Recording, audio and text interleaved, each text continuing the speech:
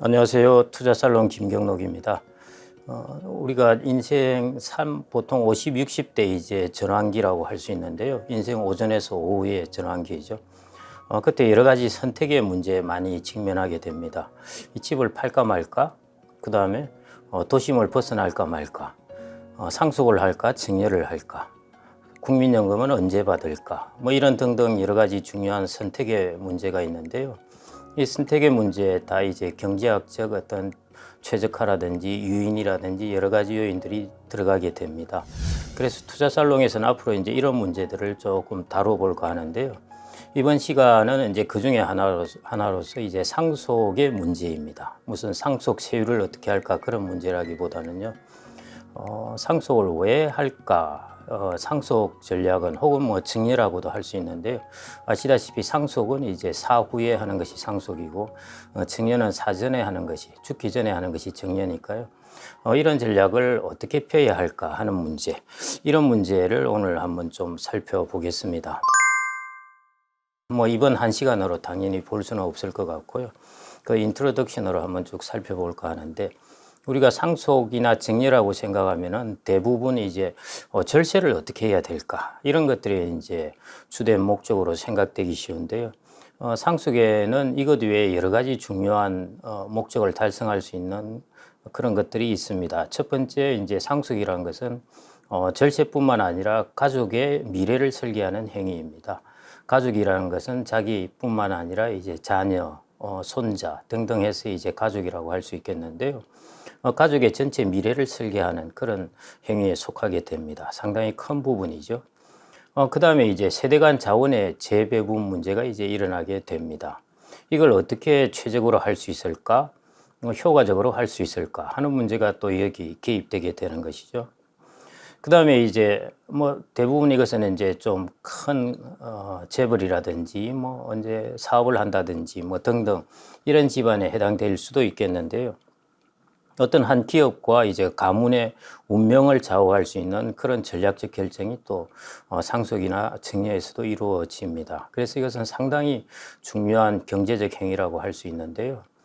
토마 피케티, 21세기 자본을 썼던 토마 피케티가 했던 이야기 중에 어떻게 하면은 부를 많이 이룬 사람과 이제 부를 적게 이룬 사람 차이를 쭉 보면요.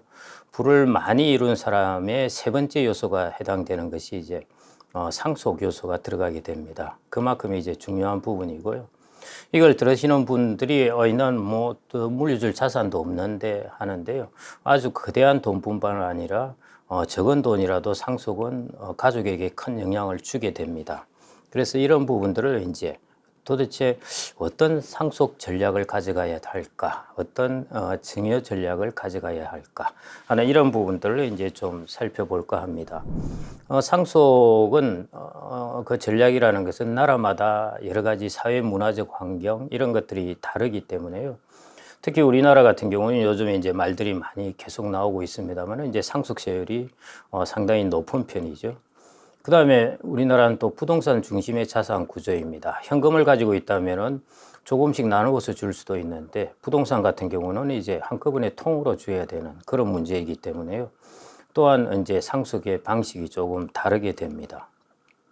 그 다음에 이제 사회가 장수 사회가 되다 보니까 이제 사전 증여를 한다 그러면은 부모의 노후까지 같이 생각을 해야 되기 때문에 그게 그렇게 이제 단순하지 않게 된 것입니다. 부모 노후의 불확실성과 사전 증여가 나올까 상속이 나올까 하는 또 이런 복잡한 문제에 직면하게 되고요. 그 다음에 증여나 상속 같은 경우 이제 자녀들에게 한다고 할 때 자녀들의 어떤 소득이나 자산을 크게 변화시킬 수가 있는데요. 지금 자녀들 같은 경우 젊은 세대죠. 취업난이 되게 치열합니다. 그래서 이런 부분들에 있어서 어떻게 교육이라든지 이런 부분을 도와줄 수 있는 부분도 있습니다. 그 다음 또 하나 젊은 층은 이제 높은 주택 가격으로 인해 가지고 이제 주택난, 거주난이라고 할 수 있겠죠. 이런 문제들이 이제 있습니다. 이것이 이제 우리나라의 상속을 둘러싼 환경이라고 볼 수 있겠고요. 그래서 상속의 문제에 있어서 얼마를 남길 것인가, 혹은 얼마를 절세할 것인가, 이런 문제가 이제 주되게 사람들이 이 두 문제가 대부분이다 이렇게 생각하기 쉬운데요. 어떤 방식으로 그리고 어떤 전략으로 상속이나 증여를 할까 하는 부분도 이제 꽤 중요하다는 것입니다. 세대 간의 전체 효용에 관한 문제이기 때문에요. 그래서 상속 전략을 단순히 이제 절세뿐만 아니라 좀 더 폭넓게 여러분들이 이 부분을 조금 보는 시각, 시야, 그리고 관점을 가졌으면 해서 그 부분을 언제 이번 첫 시간에 조금 소개해 볼까 합니다. 그래서 이제 제일 중요한 부분은 도대체 일반적으로 사람들의 상속의 동기가 무엇인가 하는 것입니다. 크게는 이제 세 가지 정도의 동기가 있고요. 이제 학자들이 경제학을 하는 학자들이 다 연구를 한 부분인데 상속 동기라고 할까요? 상속 이론이라고 할 수 있는데 한 가지가 있습니다. 그래서 세 가지 플러스 하나 해서 한 네 가지 정도가 있는데요. 이 부분을 이번 시간에 한번 좀 소개해 드릴까 합니다. 첫 번째가 이제 이타적 동기에 의해서 상속을 한다는 것인데요. 유명한 이제 게리 베크 노벨 경제학상을 수상했죠. 이 게리 베크가 이제 1974년에 이제 논문을 발표하면서 주창을 한 것입니다. 아마 우리의 일반적인 부모의 상속 동기하고 비슷하다고 생각될 텐데요. 핵심은 뭐냐면은 부모의 효용이 있습니다. 효용이라는 것은 이제 소비라든지 이런 것들을 하면서 이루어지는 효용인데요. 부모의 효용에는 자녀의 효용까지 같이 들어있다는 것입니다. 그래서 자녀가 소득이 평생소득, 전반적으로 자녀의 삶에 걸쳐서 소득이 높아지고 그러면은 부모의 효용도 높아진다는 것입니다. 그래서 이제 자녀의 소득을 높이는 방향으로, 예를 들어 자녀가 한 명이 있다면 그렇지만은 자녀가 두 명이 있다고 그러면은 저소득 자녀와 고소득 자녀가 있다고 그러면은 상대적으로 이제 저소득 자녀에게 좀 더 증여나 상속을 해줌으로써 전체적으로 좀 밸런스를 맞춰주는 것이죠. 그게 이제 가계 내에서의 재산의 재배분이라고 할 수 있겠습니다. 세대 간의 재배분뿐만 아니라 그 자식 세대에 있어서도 이제 소득의 재배분의 수단으로 활용되는 것이죠. 그래서 한마디로 자녀의 평생 소득을 좀 어떻게 높여줄 수 있는 방법으로 이제 상속을 한다는 것입니다. 그게 이타적 동기인데 여기서 이타적이라는 것은 뭐 제3자 남이 아니라요. 자녀에 해당되는 것까지. 그러니까 자녀의 효용이나 기쁨이 부모의 효용하고 같이 된다는 것이고 부모 입장에서는 자녀가 여러 명이 있다면은 자녀들 여러 명의 평생 소득을 다 비슷하게 좀 더 고루고루 해주고 싶어 한다. 이게 이제 이타적 동기의 상속 동기라고 할 수 있겠습니다. 뭐 여전히 이것은 유효하고요. 그 우리나라에서 이런 것들이 이제 잘 나타나고 있죠. 평생 소득을 높이기 위해서는 사후에 상속을 하는 것보다 사전 증여를 택하는 게 좋을 수가 있습니다. 예를 들어 좋은 직장에 들어가기 위해서는 많은 교육을 받아야 된다. 이렇게 된다면은 좋은 직장에 들어가야 평생 소득이 높아지게 되니까요.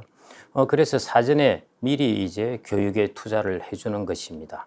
그래서 자녀가 계속 평생에 걸쳐서 소득을 높일 수 있는 방안을 미리 이제 해준다는 것이고요.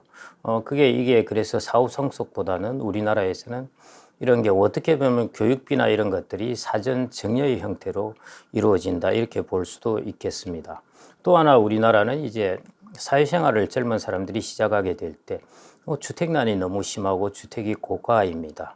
그래서 이제 주택의 전세비라든지 이런 것들을 이제 지원하게 되는 건데요. 이것도 마찬가지로 자녀의 평생 소득을 높일 수 있게 하기 위해서 사후 상속보다는 이제 사전 증여를 택하는 그런 형태라고 볼 수 있겠습니다. 그래서 우리나라는 교육비나 주택에 대한 지원 이런 것들이 일종의 증여의 형태로 미리 자녀에게 투자된다 이렇게 보시면 되겠습니다. 이제 이 전략에 이제 단점이 있는데요. 이 사전 증여다 보니까 부모의 노후가 이제 문제가 되게 됩니다. 이전처럼 수명이 짧을 때는 큰 문제가 없는데요. 수명이 길어지고 불확실성이 커지게 될 때 미리 증여를 했다가 부모가 나중에 소득이 부족해질 수가 있습니다. 그래서 이런 부분이 요즘 이제 상충관계 트레이드 오프로 발생해서 너무 이 부분에 과다하게 지원을 해주면서 부모의 노후가 불안해진다. 이제 이런 이야기가 나오게 됩니다. 여하튼 이제 첫 번째 동기는 자녀의 어떤 효용을 위한 이타적 동기라는 것이고요. 그 다음에 이제 두 번째가 전략적 동기가 있습니다. 여기는 이제 그 레리 서머스라고 미 재무장관을 지냈고 하버드 총장을 지냈던 사람인데요. 이 사람이 이제 부모가 상속을 할 때 일종의 상속을 암묵적인 계약의 수단으로 활용한다는 것입니다. 그래서 그때 이제 실제 데이터들을 보면은 상속 재산을 부모가 가지고 있으면은 자녀의 부모 방문 횟수가 늘어나게 되고 부모가 사망이 가까워지게 되면은 방문 횟수가 는다고 하는 것 그런 이제 데이터가 있습니다. 그만큼 상속 재산은 자녀의 행동을 변화시키는데 강력한 인센티브가 된다는 것입니다. 그래서 이렇게 강력한 인센티브가 되기 때문에 부모는 이 상속 재산을 전략적으로 활용을 한다는 것이죠. 그 대표적인 것이 이제 돌봄을 유도하기 위해서 상속을 활용하는 것입니다. 자녀의 행동의 변화를 이제 부모의 돌봄으로 돌리기 위해서 하는 것인데요. 특히 이제 한국 사회에서 보면은 부모 부양 문제가 중요한 이슈이기 때문에 이런 부분이 우리나라 사회에서는 상당히 부각되고 있다. 그렇게 볼 수가 있겠습니다. 그래서 이때 이제 상속이라는 것은 돌봄에 대한 보상, 이런 이제 성격을 띠게 되는 것이죠. 우리나라 여러분들 잘 보시면은 실제로 부모를 모시고 사는 자녀가 더 많은 재산을 상속받는 사례가 드물지 않습니다. 그리고 부모가 공공연히 공표를 하죠. 나를 잘 돌봐주는 사람에게 내가 더 많은 상속 재산을 물려주겠다 하는 것이죠. 이게 이제 전략적 동기라고 할 수 있겠습니다. 그런데 이제 부모의 돌봄뿐만 아니라 인센티브의 내용은 다양합니다. 뭐 여러분들 드라마에서 자주 보시겠지만은 부모의 가업을 이어받는 자녀에게 내가 상속을 해주겠다. 예를 들어 설렁탕 집이 있는데 설렁탕 집을 안 하려고 그러는 거예요. 그래서 이 집을 이어받은 자녀에게 내 상속 재산을 주겠다 하는 것이죠. 마찬가지 상속 재산을 인센티브로 해서 자녀의 행동의 변화를 이제 유도하는 것입니다. 그래서 뭐 우리나라 드라마에서도 뭐 설렁탕뿐만 아니라 기업에서도 이런 이야기들이 많이 나오는데요. 그래서 다양한 이제 인센티브들이 있습니다. 그래서 이런 인센티브를 주어서 자녀의 행동을 이제 변화시키려고 하는 것이죠. 그래서 이것은 이제 전략적 상속은 자녀의 행동을 유도하기 위한 일종의 이제 조건부 보상이라고 할 수 있습니다. 그런데 이제 미국하고 우리나라하고 다른 것은요, 미국은 한 자녀에게 모두 다 상속을 해줘도 됩니다. 자기가 원하면 그대로 해주면 돼요. 근데 우리나라는 유류분 제도라는 게 있기 때문에요. 최소한의 자녀들에게 얼마 정도의 상속은 재산은 받을 수 있게 해놨습니다. 그래서 이제 자녀 입장에서는 자기가 아무리 분탕질을 하고 멋대로 하더라도 최소한 받을 수 있는 금액이 있으니까요. 그 금액보다 더 과한 것을 부모가 요구할 때는 이제 안 들을 수도 있습니다. 그래서 이런 부분이 이제 미국하고 조금 다르다고 볼 수 있겠고요. 서구 사회하고 조금 다르다고 볼 수 있겠고, 또 하나의 단점이라는 것은 이제 전략적 동기가 부모가 왔다 갔다 하고 좀 모호하고 불확실하고 이럴 경우 같으면 이제 자녀가 거기에 따라 움직여 주지 않는다는 것입니다. 뿐만 아니라 이제 가장 단점이라고 할 수 있는데요. 일종의 상속 재산을 활용해서 부모의 행동을 컨트롤하려다 보니까 드라마에서 많이 보듯이 갈등이나 불신이나 이제 불확실성이 커질 수가 있습니다. 이게 이제 우리가 전략적 동기에서 보는 이제 상속 동기라고 볼 수가 있겠습니다. 다 아마 여러분들 드라마나 옆 현실에서도 보아온 그런 이야기들일 것이고요. 세 번째가 이제 쾌락적 동기입니다. 쾌락이라기 하니까 좀 그렇지만은 부모는 자녀의 효용하고 관계없이 무조건 물려주는 행위 자체에서 만족을 얻는다는 것입니다. 그래서 뭐 자녀의 효용을 높이고 여러 자녀의 소득을 비슷하게 만들어지고 이런 부분이 없이요. 그런 경제적 효용이나 특정 행동의 변화, 아까 전략적 동기에서 행동을 변화시키는 것이죠. 그런 것을 유도하려고 하지 않고 그냥 부모는 자식에게 뭔가를 남겨줘야 한다는 것, 그냥 이 생각을 갖는 것입니다. 그래서 합리적인 어떤 계산이라기보다는 관습이나 자신의 심리적 만족에 그런 문제에 이제 가깝다고 할 수가 있겠습니다. 이제 그러다 보니까 이제 자녀의 능력 차이를 따지지 않고 준다든지, 자녀가 뭘 하더라도 어떤 행동을 하더라도 관계없이 준다든지 하다 보니까 이제 상속 재산이 전체 가족의 어떤 경제적 문제에서 조금 비효율적이 될 수가 있다는 것입니다. 뭐 이거 역시 드라마에서 많이 보고 여러분 주변에서도 많이 보시겠지만은, 조건 없이 주다 보면은 부모의 재산이 자신의 재산이라고 자녀가 생각하고 있기 때문에 자녀의 이제 자립 의지를 약화시키고 부모 의존적으로 행동하게 만드는 경우가 많습니다. 이제 이런 것들의 단점이죠. 자녀가 어떻게 행동하든지 나는 받게 되어 있다 하면은 자녀는 부모 의존적이고 그다음에 자립 의지가 약화된다는 것입니다. 이게 이제 쾌락적 동기의 상속 동기라고 볼 수 있고요. 이 세 가지가 이제 주된 상속 동기로 일반적으로 알려진 것이고, 마지막으로 이제 이 이론하고는 조금 다른 범주에 속하는 것인데요. 우발적 상속 동기입니다. 이게 이제 생애 주기 가설을 만든 그 유명한 모딜리아니의 주장인데요. 모딜리아니도 역시 이제 노벨 경제학상을 수상을 했죠. 앞에 우리가 본 세 이론은 모두 부모의 의도된 상속입니다. 아까 첫 번째 보셨듯이 자녀들의 효용을, 그리고 자녀들의 평생 소득을 어떻게 높여줄 수 있을까, 나의 상속이나 증여를 활용해서, 그게 이제 첫 번째였고요. 두 번째 같은 경우는 전략적으로 상속 재산을 활용해서 자녀의 행동을 어떻게 좀 변화시켜 볼 수 있을까 하는 것이고, 그 다음에 세 번째 역시 의도된 상속인데요.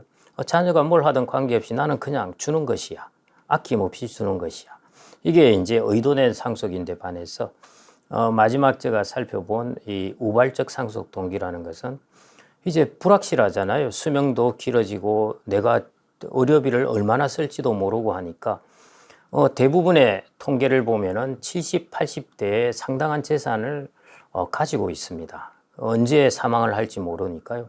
그러다가 우발적으로 사망을 하게 되면은 재산이 남아 있게 되고, 그래서 이제 그 재산을 할 수 없이 상속하게 된다는 것입니다. 그래서 이 우발적 상속 이론을 정확하게 정리를 하자면은 불확실성 때문에 발생하는 우연적인 잔여, 레지듀, 이렇게라고 볼 수 있겠습니다. 지출 비용의 불확실성, 수명의 불확실성, 이것 때문에 내가 충분하게 이제 저축을 하고 있다가 그러다가 어느 순간 내가 우발적으로 혹은 우연적으로 이제 사망을 하게 되어서 돈이 남아 있을 때 그 나머지 돈이 이제 상속된다 하는 것이 이제 프랑크 모딜리아니의 주장입니다. 이제 결론입니다. 상속이나 증여는 단순하게 재산을 얼마나 물려줄까 혹은 내가 절세를 얼마 할 수 있을까 하는 것뿐만 아니라요. 상속을 하는 사람의 부모의 노후에도 관련되는 문제이고, 그 다음에 세대 간 자원의 배분에도 문제가 되고, 그 다음에 자녀들 간의 자원 배분에도 역시 영향을 주게 됩니다. 그 다음에 자녀들의 행동을 바꿀 수가 있습니다. 자녀들의 행동, 인센티브로서 기능하게 되고요. 또 어떻게 전략을 펴느냐에 따라서 자녀들의 평생 소득이 증가할 수도 있고 감소할 수도 있습니다. 그 다음에 가정의 화목도 이 상속 전략 때문에 달라질 수가 있고요.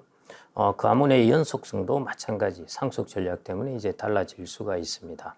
그만큼 이제 상속이나 증여는 우리가 상당히 큰 영향을 미친다 이렇게 볼 수가 있겠는데요.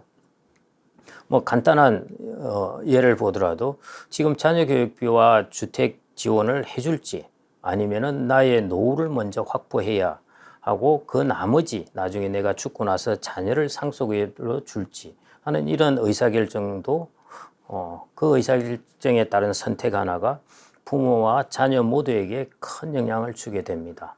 제가 이제 저녁을 먹으면서 이제 좀 젊은 사람인데요. 이런 질문을 저한테 했습니다. 부모가 재산이 좀 있다고 하더라도 쿨하게 자녀는 스스로 크게 하고 스스로 혼자서 모든 걸 다 자립하게 해야 되는 것이 맞는 것입니까? 이렇게 물어봐서 저는 반드시 그렇지는 않다고 그랬습니다. 일찍 자녀를 교육을 더 좋은 교육을 시킬 수 있다든지 그럴 경우에는 미리 증여를 통해서 해주는 것이 더 효율적일 수도 있다는 것, 뭐 이렇게 이야기를 해줬는데요. 그게 이제 상속과 증여 전략이 상당히 광범위하게 영향을 미칠 수가 있다는 것입니다. 그래서 결론적으로 말씀드리자면은 상속은 우리가 절세 이것뿐만 아니라 다른 목적을 위해서도 상당히 전략적으로 접근을 해야 된다는 것이고요. 그래서 제가 이제 뭐 이어서 계속 하지는 않겠지만은 틈틈이 이 각 상속 동기별로 해가지고 우리가 어떻게 전략적으로 실제 접근해야 하는지 이런 문제를 한번 살펴보겠습니다. 그래서 뭐 여러분들이 알게 모르게 다 이미 다 자기가 체화되고 생각을 하고 계시겠지만은 절세 이런 목적뿐만 아니라 상속의 동기를 훨씬 좀 더 폭넓게 보시는 그런 관점으로 전략을 세우시는 것이 필요하지 않을까 싶고요. 이것은 돈의 많고 적음, 상속 재산의 많고 적음에 크게 관계치 않습니다. 그렇게 많지가 않더라도 이걸 어떻게 활용하는가 하는 것이 상당히 전체 가계 혹은 가족에 큰 영향을 줄 수 있으니까요. 전략적으로 폭넓은 관점에서 한번 전략을 세워보시기 바랍니다. 감사합니다.